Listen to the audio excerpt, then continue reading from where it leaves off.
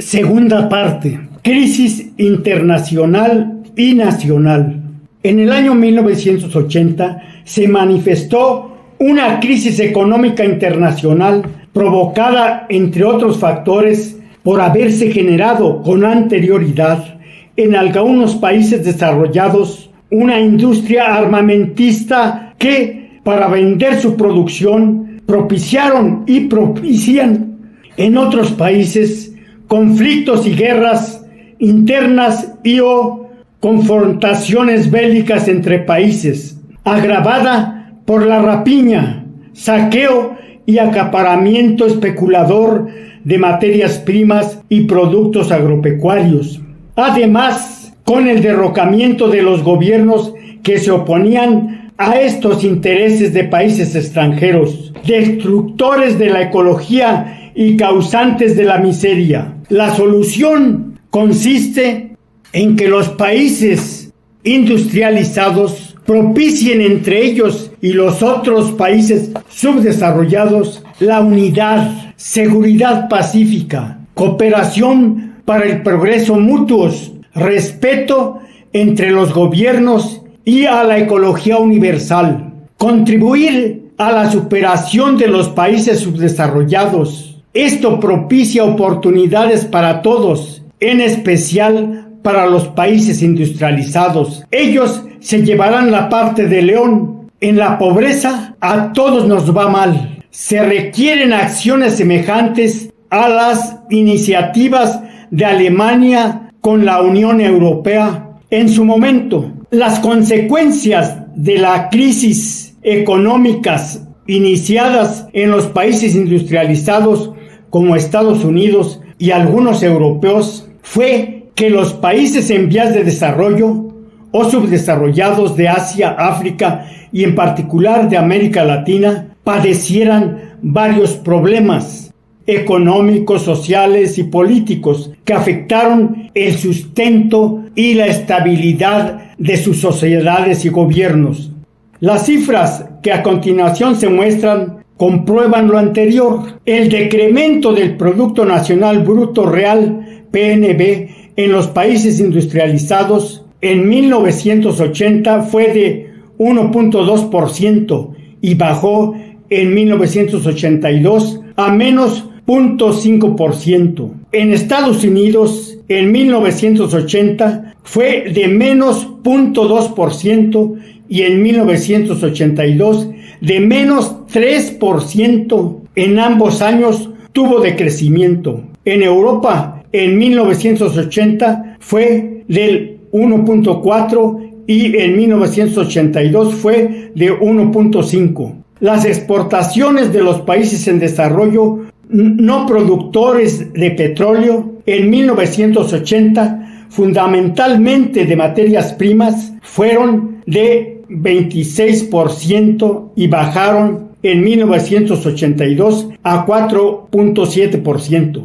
Las importaciones en los países en desarrollo no productores de petróleo en 1980 fueron del 29% y en 1982 bajaron a 10.5%. La balanza comercial en el rubro de petróleo en los países en desarrollo en 1980 fue de menos 38% y en 1982 fue de menos 28%.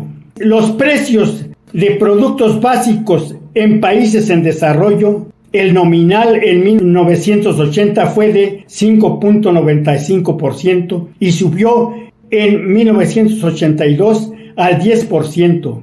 En alimentos en 1980 el incremento de precios fue de 8.6%. En 1982 aumentó 15.2% más. En metales en 1980 disminuyó 9.5% y bajó 12% más en 1982. Los precios de los productos básicos en los países en desarrollo, el real en 1980 se incrementó 4.2% y en 1982 a 7.7%. El precio del petróleo en dólares por barril en 1980 fue de $29 y en 1982 aumentó a $33.5 y en 1983 sufrió una declinación drástica que a principios de 1986 llegó a $5 por barril. Era más caro producir petróleo que su precio en el mercado.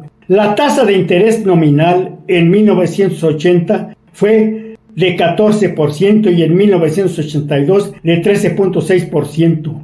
La real fue en 1980 de 1.7% y subió a 21.1% en 1982. La caída del precio del petróleo de $34 por barril en 1982, a partir de 1983 empezó a bajar drásticamente, llegó a menos de $5 en el año de 1986. Esto significó un costo del 6% del Producto Interno Bruto en ese año. Las crisis bursátiles internacionales que se acentuaron en el año de 1987 significaron vulnerar aún más los frágiles procesos de ahorro y de inversión en América Latina. México, a finales del gobierno correspondiente al sexenio 1976 a 1982, fue afectado por estas crisis, entre otros factores económicos, porque a finales de septiembre de 1982 el gobierno mexicano se declaró en moratoria. Además, la nacionalización del sistema bancario realizado el 1 de septiembre de 1982 provocaron incertidumbre en los capitales internos y en la banca internacional.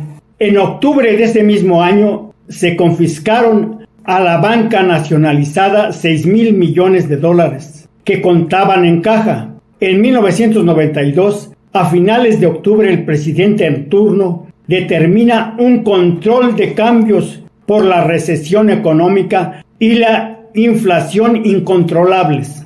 Estas circunstancias críticas propiciaron agravar más la situación, como fueron la salida de capitales nacionales y extranjeros, el incremento de la deuda exterior, el gobierno sin acceso al crédito internacional, el intercambio de los intereses financieros, exigencias del pago de la deuda externa e interna vencidas, drástica devaluación del peso mexicano que llegó a 3,100%, disminución de las importaciones y exportaciones. México quedó marginado de los mercados de crédito durante más de 5 años. El incremento del costo de la canasta básica afectó más a los pobres y en general a los de nivel medio hacia abajo. La disminución de los precios del petróleo de $34 a $5 por barril repercutió en todos los indicadores económicos del país. La disminución del Producto Interno Bruto y la hiperinflación agravaron las posibilidades económicas de la sociedad y del gobierno. El presupuesto nacional anual disminuido y sin liquidez para cumplirlo. Además, los conflictos en los sectores productivos y de la educación.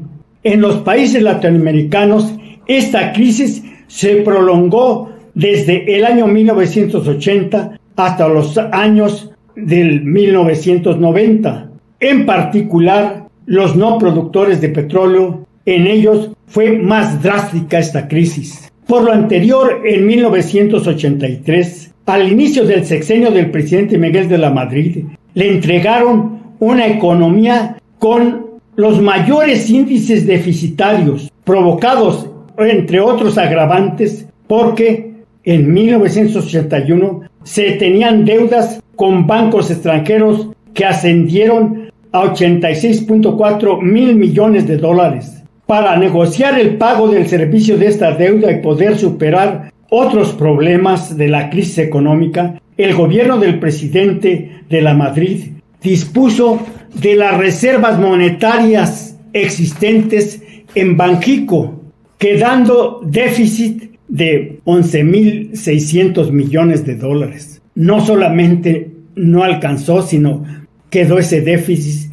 No había otra opción sensata. La posibilidad de no pagar la deuda era más costosa. Simplemente su servicio hubiera sido del doble de lo que fue y se hubieran agotado totalmente las fuentes de financiamiento externo. Se decidió reducir los riesgos y definir los procesos de recuperación económica respecto a estas situaciones críticas. Tomó decisiones para el bien del pueblo mexicano, prescindiendo del populismo. El presidente Miguel de la Madrid, el 1 de diciembre de 1982, recibe un país destruido, con una devastación más grave que la de los sismos que le tocó superar en 1985, porque no solamente fueron las pérdidas de vidas maravillosas, los aspectos físicos, materiales y económicos. Fue un país en caos, sin rumbo, desprestigiado nacional e internacionalmente, devastado, sin liquidez para solventar el presupuesto anual comprometido, provocado por una hiperinflación, con los países acreedores y la banca internacional en su contra, por lo tanto, sin acceso al crédito internacional y nacional. La disminución drástica de exportaciones e importaciones, los sectores políticos, empresariales, educativos, agropecuarios y en general los productivos, todos sin posibilidades y con un futuro incierto, posteriormente agravado por los sismos, accidentes en los pozos petroleros, explosión de ductos en Guadalajara, Michoacán y depósitos de gas en San Juanico, Estado de México, y otra crisis bursátil internacional en 1987 en los países industrializados. Por lo mencionado, el presidente tuvo que navegar en un mar profundamente agitado, con tormentas torrenciales, y pilotear la empobrecida embarcación con la preparación, sobriedad e inteligencias características de toda su vida, matizada con el fino sentido del humor, generalmente breve, sin alterarlo la adversidad que siempre supo superar con lo mejor de sus capacidades, templadas en el trayecto de su vida, con una mentalidad positiva, siempre dispuesta a encontrar las mejores soluciones. Esa embarcación que recibió empobrecida y a la deriva, la transformó a su entrega al siguiente presidente, convertida en un transatlántico para competir en la modernidad mundial, sin haber culpado de la adversidad a ningún empresario, sistema, institución o presidentes anteriores, tampoco a países e instituciones extranjeros. Fue un estadista de autoridad moral, de grandes soluciones y de unidad con todos. Para estos logros mantuvo reuniones y acuerdos permanentes con los principales representantes gubernamentales y de instituciones financieras mundiales que reconocieron la preparación, capacidad, experiencia y trascendencia internacional de las propuestas del presidente mexicano. Otro tanto realizó con las autoridades y organizaciones de México y de países de América Latina.